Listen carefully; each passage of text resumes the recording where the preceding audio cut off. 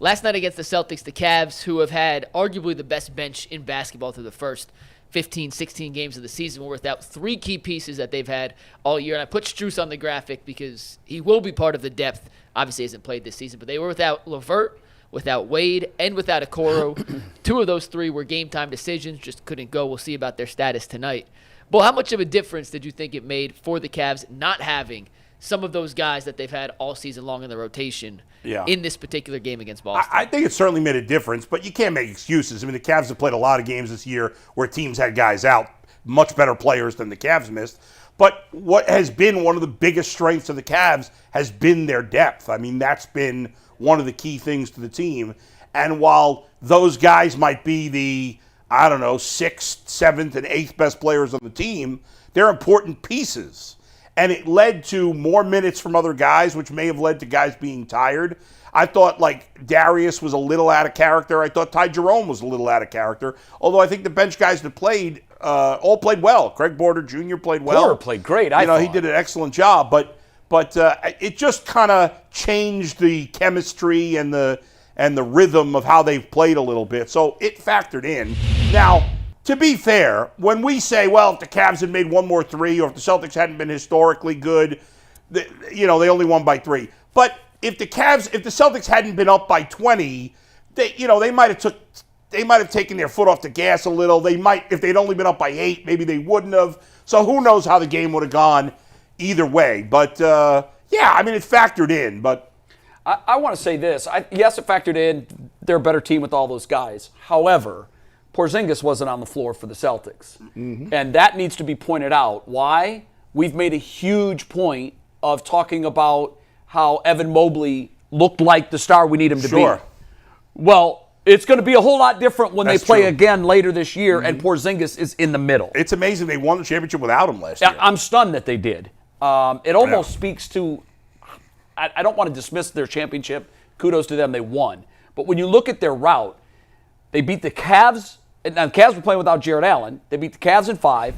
They swept the Pacers, and they won in the NBA Finals in 5 games. Yeah. It was a relatively easy road for them. I think part of it's that, but part of it is they're just really good. They're great. Yeah. That's why I'm not taking anything away from them, but it's not like you're going to look back at that and say, in 2016, you can make the argument that the Cavs' path to win the championship was the most difficult ever, because to do it, they had to beat the greatest regular season team this league has ever seen and will likely ever see. Well, but what about the rest of the path in the East? But I get that. I get that. Yeah. But you've got the behemoth standing there in your way. Yeah. And they, so I don't think anybody's going to look at the Celtics run last year and say, "Whoa, my God, what a run!" They beat the Pacers in the finals. But then again, in the East Finals. Going forward, I think that's going to be the case because I do.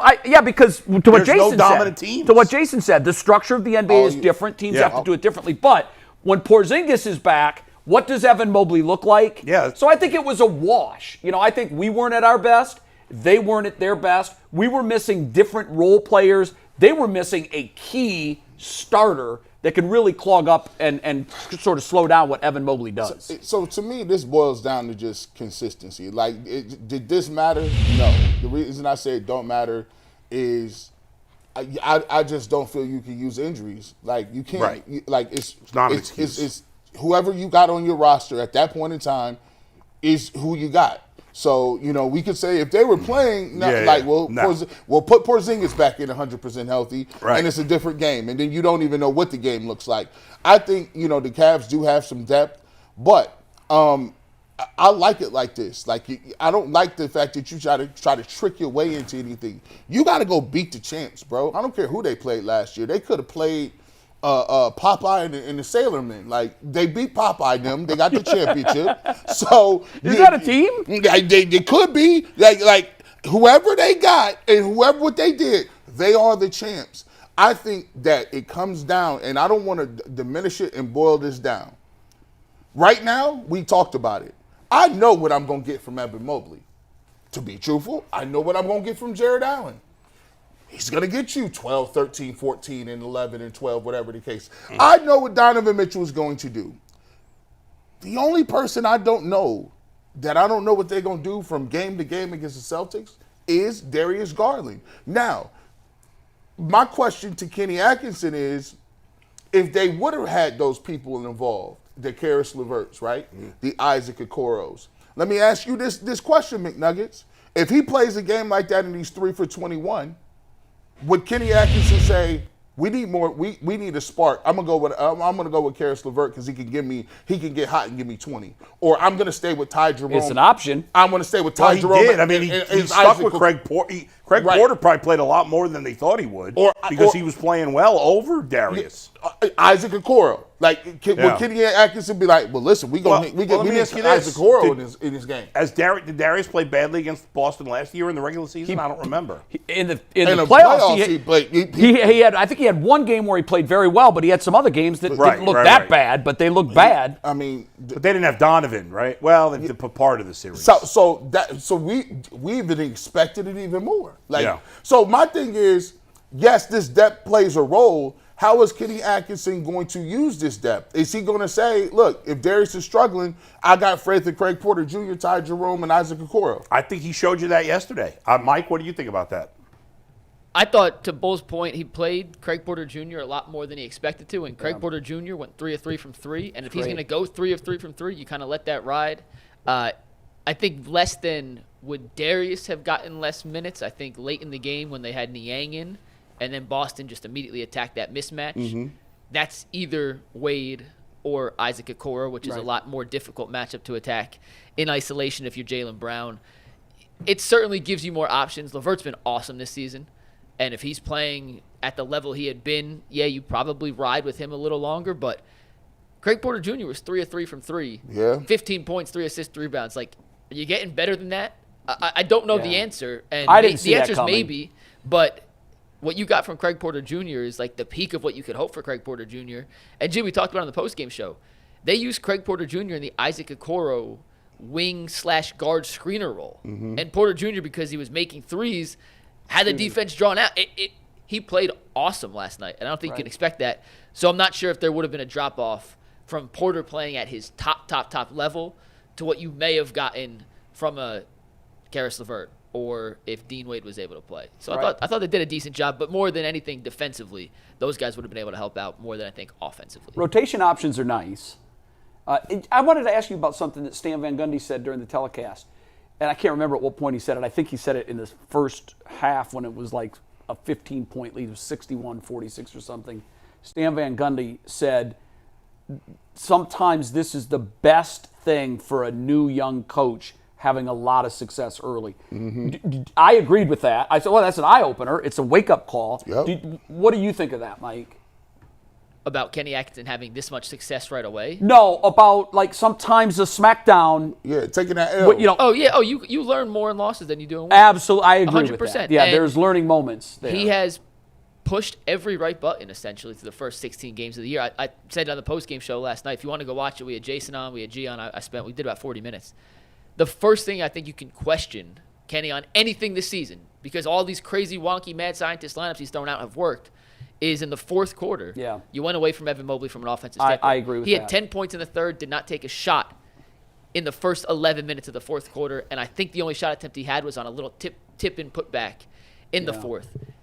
I have some questions on why you went away from that. What did you think about Niang's usage in the fourth quarter? They had to go with spacing. They needed more spacing offensively. So that was his only option, do you think?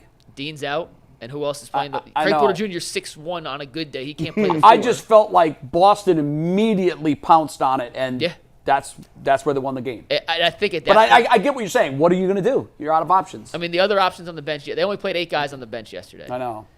Porter Jr., Ty Jerome, so you could go with Jerome and put 3 guards in, and then they attack Garland. Which they've done at times. Which, by the way, Boston, what makes them so dangerous, and in the playoffs it's even exasperated and put a magnifying glass to even more, they'll find the matchup they like. Did I just make up a word? Kind of. You just used it wrong. I'm used to it, though. Exacerbated. Yeah. Not exasperated. Yeah. Okay, thank you, Bull. They will find the matchup they like, because they have 5 guys on the court at all times who can attack one-on-one, and they'll just keep attacking and hunting. And now they found this big hunting. guy who's serviceable. You know what I didn't like, though, too? Real quick, G, can I finish that real quick? Yeah, go ahead. If you wanted to, this would have been a hell of a situation to throw some guys who haven't played yet into the fire.